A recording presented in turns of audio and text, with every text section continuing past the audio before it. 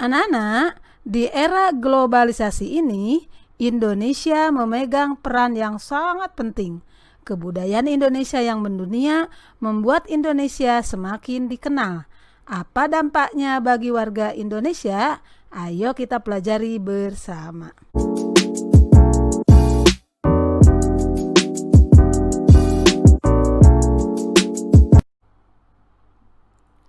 Assalamualaikum warahmatullahi wabarakatuh. Halo anak-anak, kita berjumpa lagi dalam pembelajaran tema 4, globalisasi. Subtema 1, globalisasi di sekitarku, pembelajaran 5. Anak-anak, di era globalisasi ini, Indonesia memegang peran yang sangat penting. Kebudayaan Indonesia yang mendunia membuat Indonesia semakin dikenal. Apa dampaknya bagi warga Indonesia? Ayo kita pelajari bersama. Yuk kita baca teks berikut. Batik, seni tradisional Indonesia yang mendunia.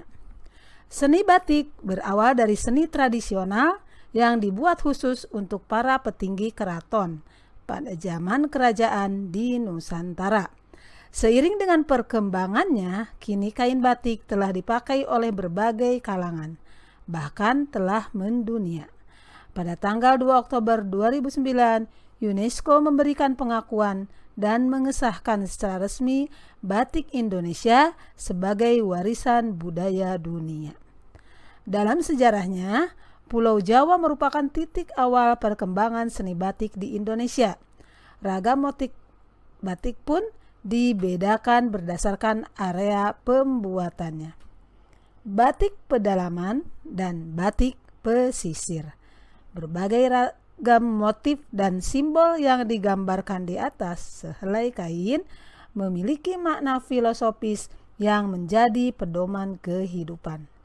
Kerumitan dalam proses pembuatan, kekayaan, ragam, dan makna yang terkandung dalam batik Indonesia menjadi daya tarik bagi warga dunia. Melalui berbagai pameran seni tradisional yang diadakan di dalam dan luar negeri, batik Indonesia semakin dikenal dan diminati. Bahkan beberapa tokoh dunia gemar mengenakan pakaian dengan motif batik Indonesia setelah mengenalnya sebagai tanda mata ketika berkunjung ke Indonesia. Mendiang Nelson Mandela misalnya, beliau kerap menggunakan batik Indonesia dalam kesehariannya. Saat ini, batik karya pengrajin tradisional mengalami lonjakan pemesanan dari mancanegara untuk pasar dunia. Salah satu strategi yang dilakukan oleh pengrajin batik untuk menembus pasar dunia adalah membuat kreasi motif dan warna yang disesuaikan dengan selera calon pembeli di negara tujuan. Kelestarian batik sebagai seni tradisional harus dikembangkan dan dipelihara untuk meningkatkan daya jual dan kesejahteraan pengrajinnya. Nah, sekarang kalian ya udah mengetahui tentang keberadaan batik di Indonesia ya. Sekarang kalian bisa buat pertanyaan ya. Pertanyaan, kemudian kalian dijawab juga, membuat pertanyaan sendiri dan membuat jawaban ya. Oke, coba perhatikan, sudah Ibu siapkan pertanyaan ya. Jawab pertanyaan berikut berdasarkan teks ya yang kalian tadi baca, yang kita baca bersama ya. Nomor 1, apa tujuan awal pembuatan batik? Apa nak tujuan awalnya? Ya, awalnya batik menjadi seni tradisional yang dibuat khusus untuk para petinggi keraton pada zaman kerajaan di Nusantara. Itu awal tujuan pembentukannya ya. Kemudian yang kedua, jelaskan apa yang kamu ketahui tentang motif batik Indonesia. Ya. Berdasarkan area pembuatannya, motif batik dibedakan menjadi 2, yaitu batik pedalaman dan batik pesisir. Ragam motif dan simbol pada batik memiliki makna filosofis yang menjadi pedoman kehidupan, ya. Lanjut nomor 3, apa upaya yang telah dilakukan untuk mengenalkan batik Indonesia ke dunia internasional? Kira-kira apa, Nak, upaya yang dilakukan supaya batik kita ini terkenal di dunia internasional? Iya, bagus. Dengan cara mengadakan pameran seni tradisional di dalam dan luar negeri, ya. Oke, lanjut nomor 4. Tulis komentarmu setelah mengetahui bahwa batik Indonesia diakui sebagai salah satu warisan budaya dunia. Bagaimana kira-kira komentar kalian? Bangga nggak sebagai anak Indonesia? Iya pasti ya, kita bangga sebagai anak Indonesia karena batik Indonesia diakui dunia, ya. Lanjut nomor 5, Nak. Tulis simpulanmu mengenai menggunakan 3 kalimat, ya, tentang bacaan tadi. Tulis simpulanmu menggunakan 3 kalimat tentang bacaan tadi. Bagaimana, Nak? Oke. Batik telah diakui sebagai warisan budaya dunia oleh UNESCO, ya. Oleh karena itu, sebagai warga negara Indonesia harus bagaimana, Nak? Sikap kita bangga, ya. Bahkan kita selain memakai batik untuk kegiatan kita, juga orang luar pun, ya, orang luar negeri pun memakai batik juga, ya. Nah, otomatis kita harus melestarikannya dengan cara apa? Memakai batik juga, ya. Oke, nomor 6. Jelaskan arti kata mendunia pada teks tadi. Apa tuh mendunia? Mendunia artinya dikenal oleh seluruh dunia. Oke, lanjut nomor 7. Kerjasama apa yang dilakukan Indonesia untuk mengenal batik ke mancanegara? Kerjasama apa, Nak? Iya, kerjasama di bidang budaya. Oke, lihat nomor 8 terakhir nih. Apa manfaat yang dirasakan ketika batik semakin dikenal? Apa manfaatnya, Nak? Ya, Indonesia memiliki ciri khas sebagai modal untuk melakukan kerjasama dengan negara lain, ya. Target pasar penjualan batik semakin luas, yaitu bahkan menambah pendapatan negara dari kegiatan apa, Nak? Kegiatan ekspor dan impor, ya. Oke, lanjut. Perhatikan ya. Sebagai warga negara Indonesia, tentunya kita sangat bangga dengan pengakuan dunia terhadap batik, ya. Indonesia terus mengembangkan kerjasamanya di bidang kebudayaan dan negara lain, tuh ya. Perhatikan fotonya ya. Ada. Misalkan dengan festival kebudayaan negara-negara ASEAN dan pertukaran kebudayaan. Hal ini akan membuat kebudayaan Indonesia semakin berkembang, ya. Nah, carilah informasi mengenai satu kerjasama Indonesia yang dilakukan dengan negara-negara ASEAN dalam bidang kebudayaan. Tulis pada tabel yang sudah disediakan, ya. Coba, kerjasama dalam kebudayaan apa, nah contohnya?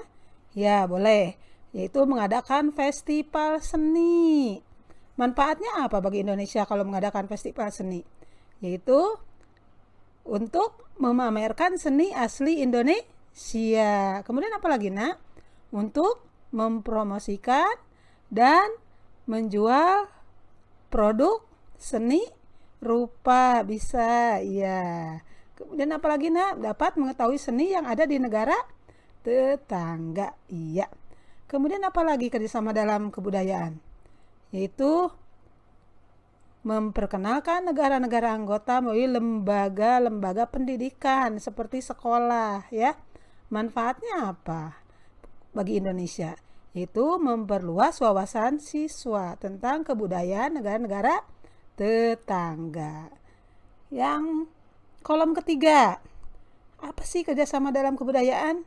Ya, bisa dengan menyelenggarakan festival dan pekan film, ya. Iya. Manfaatnya apa, Nak? Dengan cara itu, ya, memperluas target penonton film dari Indonesia, kemudian dapat mengenal dan menikmati film-film negara tetangga. Kemudian apa lagi? memperlihatkan keindahan alam Indonesia lewat film. Iya. Nah, di era globalisasi ini kita harus tetap mencintai budaya Indonesia. Budaya tersebut merupakan warisan yang tak ternilai harganya. Kebudayaan apa yang ada di tempat tinggalmu? Bagaimana perasaanmu jika kebudayaan tersebut dikenal oleh dunia? Apa dampak yang kamu dan warga tempat tinggalmu rasakan jika warga dunia mengakui kebudayaan itu, ya? Oke anak-anak, coba berikutnya perhatikan, buatlah poster untuk memamerkan salah satu kebudayaan yang ada di tempat tinggalmu, ya. Buatlah posternya bagaimana. Kemudian buatlah semenarik mungkin sehingga orang ingin tahu dan mengenal kebudayaan daerahmu, ya. Jangan lupa perhatikan kriteria poster yang baik yang sudah kamu pelajari sebelumnya, ya. Nah, kamu nanti minta pendapat tentang poster yang sudah kamu buat, ya. Coba lihat tabelnya, sudah sesuaikah, ya. Nanti bisa kamu tanya kepada temanmu. Oke nak, lanjut untuk selanjutnya yaitu ayo menulis. Pada pembelajaran sebelumnya kamu sudah bereksplorasi tentang kubus. Sekarang tulislah kubus dalam diagram Freire berikut. Tulislah contoh, bukan contoh, ciri-ciri dan kesimpulanmu tentang kubus, ya. Oke nak, itu tugasnya ya sayang ya. Kira-kira paham tidak? Ya. Nah, contohnya apa nih? Contohnya yang berbentuk kubus. Ada dadu, Bu. Betul. Kardus, ya kan? Brankas. Apalagi ada kado, ya kan? Iya. Yang bukan contoh apa? Yang bukan contoh kubus.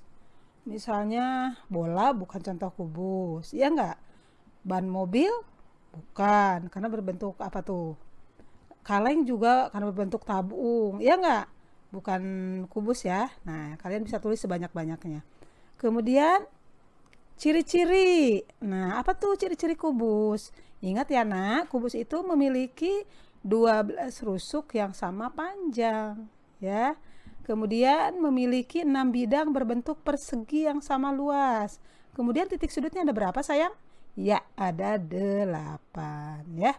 Kesimpulannya apa coba? Nah, nanti kalian tulis ya. Kesimpulannya adalah masing-masing unsur kubus memiliki ukuran yang sama. Oke anak-anak, demikianlah pembelajaran pada hari ini. Terima kasih. Wassalamualaikum warahmatullahi wabarakatuh.